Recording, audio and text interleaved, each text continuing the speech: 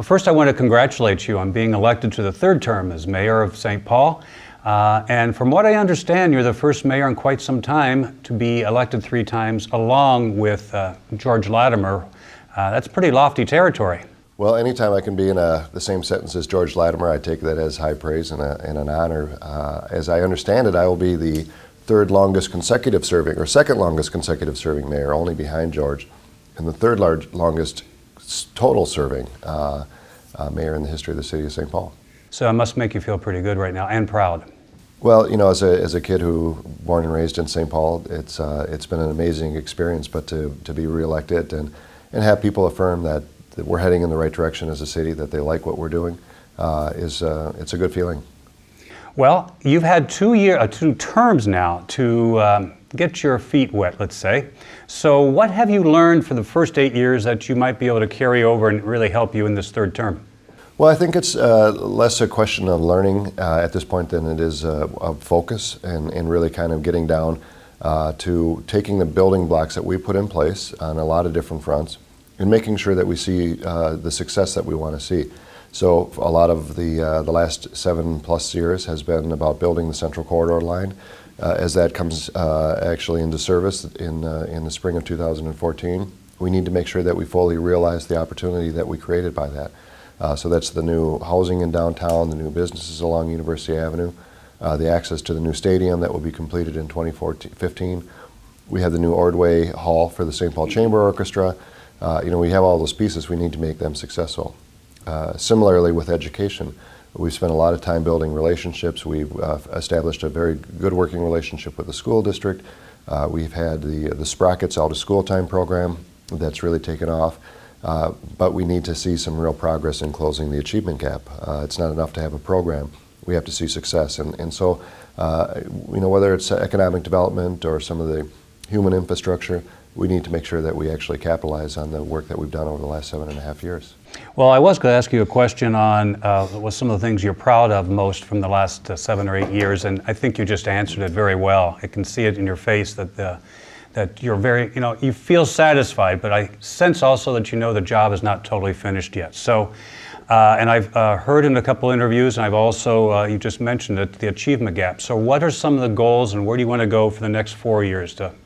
Well, there's a lot to be proud of. The story is very strong.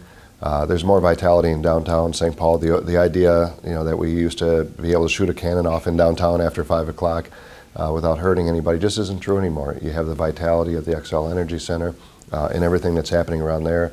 You have the new bars and restaurants and the music in Mears Park and that. You have all of these pieces in place. And so, very excited about that.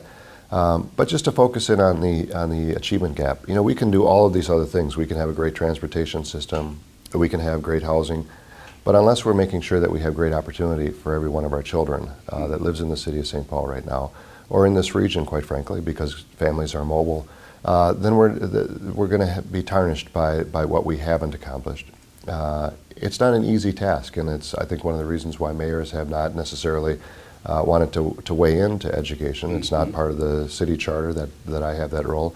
But I don't think you can talk about the future of your community unless you're talking about the future of your children.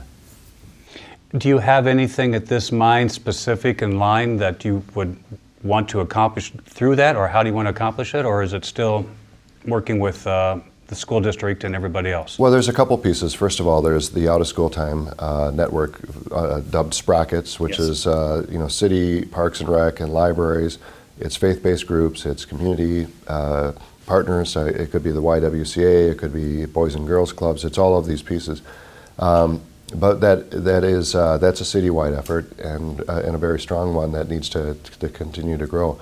We also have the geographically focused Promise neighborhood, which is the Frogtown and the Summit University neighborhoods.